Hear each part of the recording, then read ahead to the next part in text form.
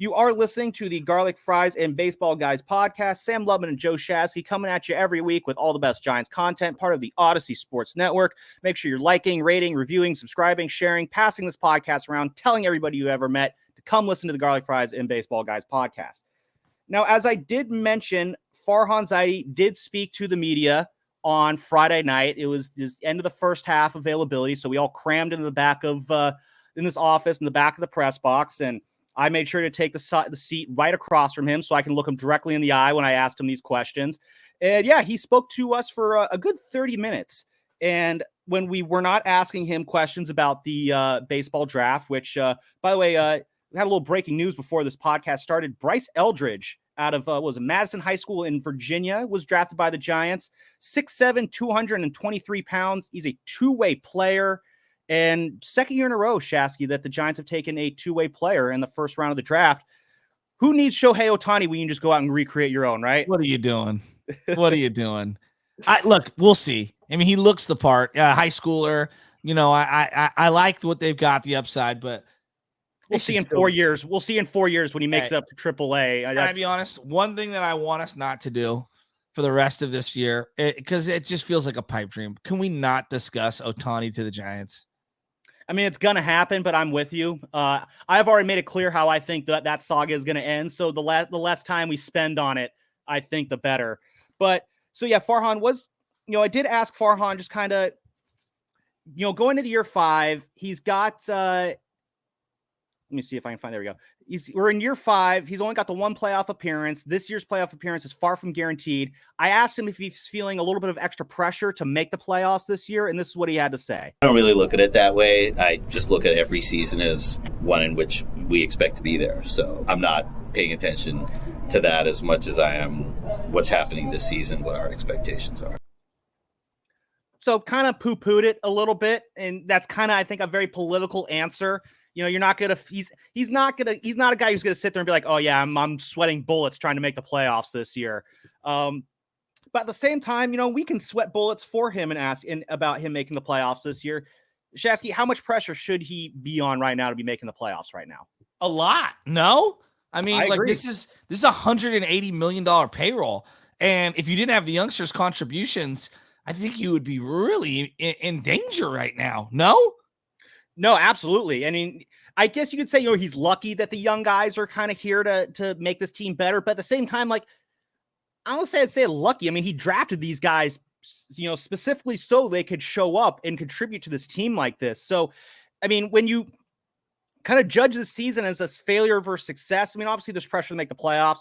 I think that he puts that pressure on himself when he says that every year we expect to make the playoffs. But at the same time, I don't know. I mean, is a GM ever going to say realistically we don't expect to make the playoffs? I mean, I'm not talking Probably about not. No one's, even David Force is going to say, the goal is to make the playoffs here. The expectation is to make the playoffs, and not making the playoffs is a failure.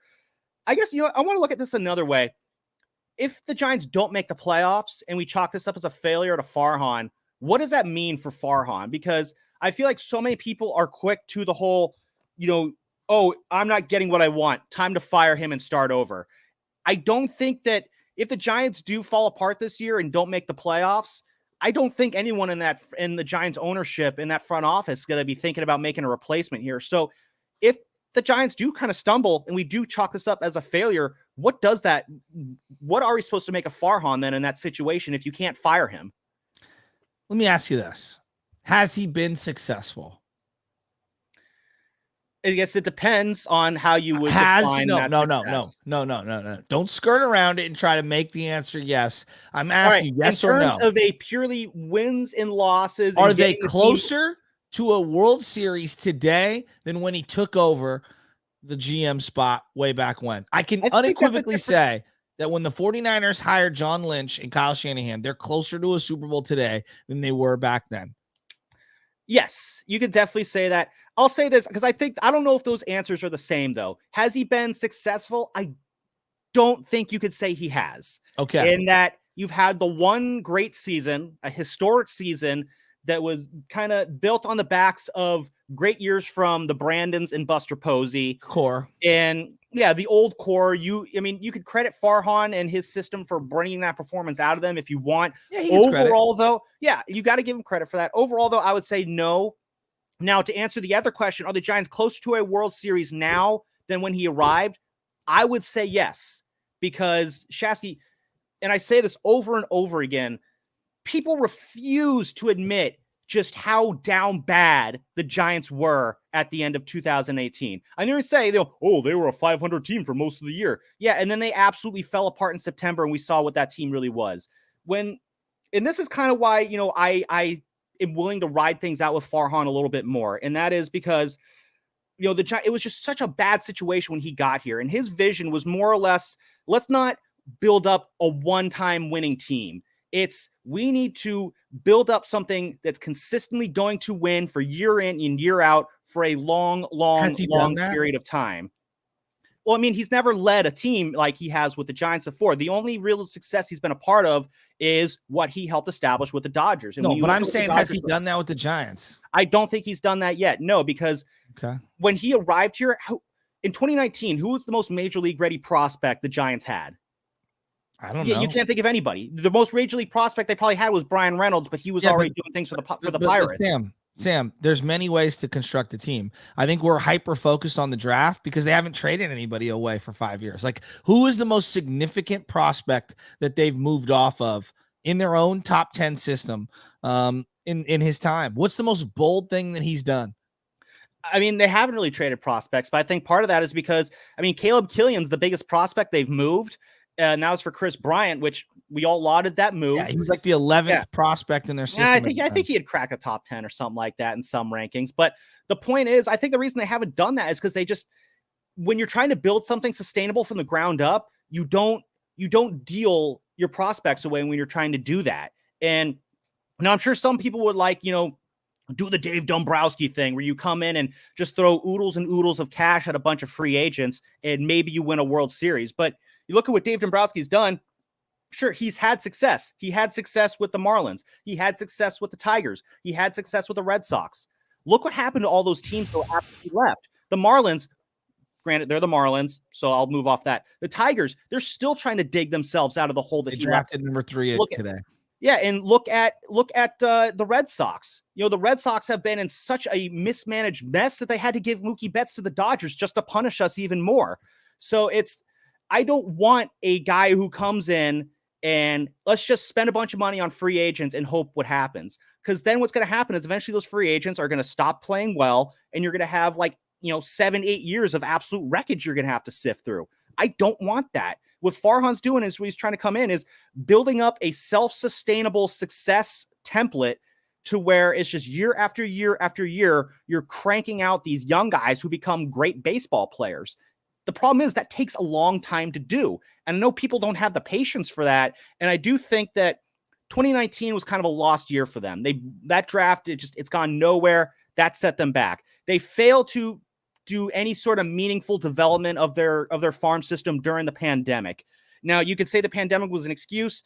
I look at it as some teams were able to make something out of it. Some teams weren't. The Giants were a team that was not able to make anything out of it. So you basically lost 2 years of development if you're the Giants. Got off to a bad start, but I still believe that the core principles are there. The strategy is there. If they keep committing to it, eventually they're going to have to get there. And so it's not a pretty process. It's not a quick process, but so you're saying law of averages, they will finally be good.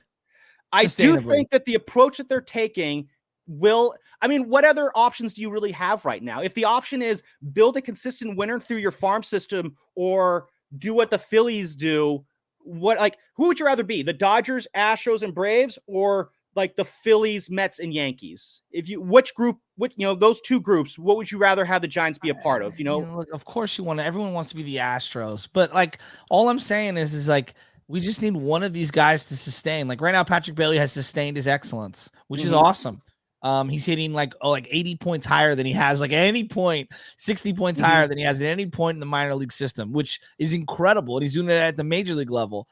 We need Matos to sustain at the big league level. You need Schmidt to sustain. And then they need another wave of guys to come through, right? Really, I in my view, you need 4 everyday players to be young within their first year or two, playing on the big league club every single day together. You need realistically 2 young studs in that rotation at the same time. You know what I mean? Like these are the benchmarks for me. And we're not there yet. Yeah. And I think that's the problem, is just the fact that we aren't there yet is the frustrating part. Now, it's Bonte said in our text thread the other day, how long does this rebuild take? And you look at some of the other teams that were like, when the Giants bottomed out in 2017, I looked at some of the other teams that were also bad that year. Braves. You got the Tigers. They're a lost cause right now. The White Sox, they had a moment, but they're a lost cause right now. The Royals, they're still lost in the wilderness right now. The Orioles, they figured it out. Would we have accepted 3 straight 110 loss seasons though, as Giants fans? Why not? Because I think you can. I think part of it is ownership wouldn't accept that, because in Baltimore, who are you competing with for attention? No one. If you're in the Bay Area, though, you're competing for influence with the Niners, with the Warriors. You got a hockey team that people might want to care about. Yeah, those May tickets to Niner, practices. Come on. Really? Is that what you're doing? We couldn't accept a 100-loss season. Right before Will Clark came up, they had a 100-loss season, and no one gave a rip. I think it's the only 100-loss season in franchise history. And I think I think there's something to be said about wanting to at least try to put out. It's kind of like the whole thing is like, I don't care if you're going to strike out, at least swing the bat. Okay, I get that point. That's my thing. Sam, I look there's at no nobility. There's no nobility in being 81-81. Like, there's just not. That's an unsuccessful season. But I think there's a level of shame in having a 100-loss season. That's just my personal belief as a fan. I do want to play a couple more cuts though before we get out of here. This is going to take the record for our longest episode yet. I was a little bit, not in a great mood Friday night after listening to Farhan, and part of it is because of what he said right here. A lot's been talked about with our starting pitching. I think we have a lot of depth there. If we have, some of that group, obviously Cobb and Webb have done a nice job at the front of the rotation. And we have a lot of guys that we think are capable of filling the middle and back of the rotation. And obviously we've got Stripling going tonight, Alex Wood, Sean Manaea, these guys we expect better of going forward, and I think we've seen some positive signs with all those guys. Obviously, the younger pitchers, Sean Jelly and Keaton Wynn, and even Tristan Beck are all options to start games for us. So if you're talking about kind of a front of rotation arm that becomes available, I think every team with playoff aspirations is going to have interest. You can always fit that, but I don't really see us adding starting rotation depth because we like the guys that we have in that category. So at what point of that comment do you think my head dropped? You tell me, because I want to hear.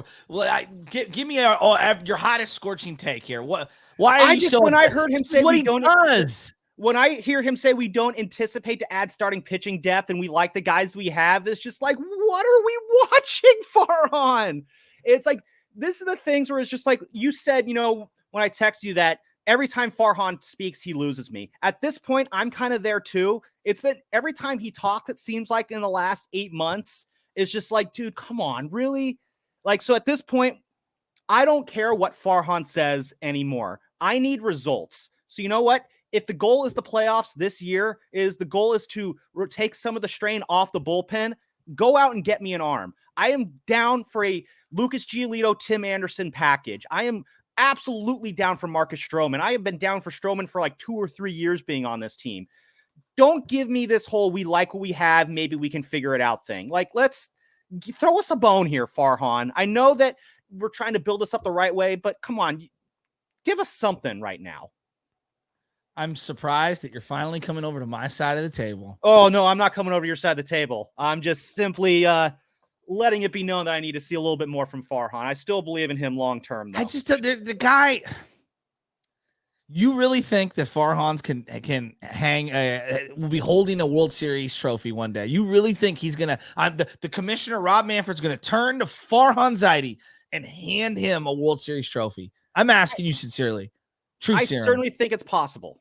And he's just going to giggle. Well, we didn't realize that the bullpen would actually get us this far. No, it's certainly possible. I mean, listen, in 2009, if I asked that question about Brian Sabian, how confidently would you say yes? I would have said to you, well, the dude was on the precipice of winning one in 2002. again, but then in 2009, if I said was 2002 the closest we're ever going to get? Look, we all wanted Sabian to go at certain points in time. There's no doubt about it. Mm-hmm. But you know what? The guy won in a variety of ways. He developed his own. He signed free agents. He traded for guys. He did a lot of random things to try to create a team that could win. He didn't just hoard draft picks and then they have no value. For example, Joey Bart. Joey Bart should be moved at the deadline. Joey Bart's he's not going to jump in front of Patrick Bailey. He doesn't have a spot on this team. Maybe he has a spot elsewhere. Move him.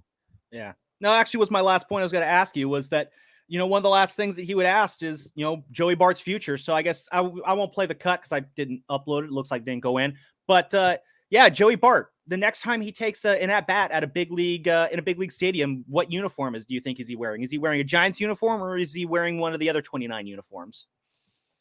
Mariners. They love trading with the Mariners, so I'm going to go Mariners. I think Bart could be an interesting part of any sort of trade package. Maybe he goes to the White Sox. Maybe they somehow figure out a way to get him. Because again, I mentioned that Giolito, Tim Anderson package. I would be down for that. I think both those guys would do well for a change of scenery. Maybe include Bart, someone else. Maybe include to try and do some salary matching, throw some Stripling or a Manaea in there to try and make the numbers work. I definitely think that's possible, but I definitely don't. I feel very safe in saying that outside of an injury, knocking on wood, we've seen Joey Bart take an at-bat in a Giants uniform for the last time. I'm with you. All right, 2 quick ones to end. Next episode, can I unveil my top 26? If you're doing a 26-man team, okay, because that's what the teams are these days, 26-man teams, of my favorite Giants during my lifetime, which is the last 40 years. Absolutely. All right. Definitely down to do that. All right. I have the roster. I have the management. I have first base and third base coach and the manager. And then I've got to pick the uniform as well. I will do all of those things. Ooh. But one last question before we got the dough. I'm going to say B+. What's your letter grade for the first half? I'm going to go a very, very solid B. No plus, no minus, just the letter B. Nothing Why? Because I think having the youngsters actually show some promise. Casey Schmidt for 3 weeks carried this team. Yeah. Patrick Bailey for the last couple of weeks had carried this team before recently.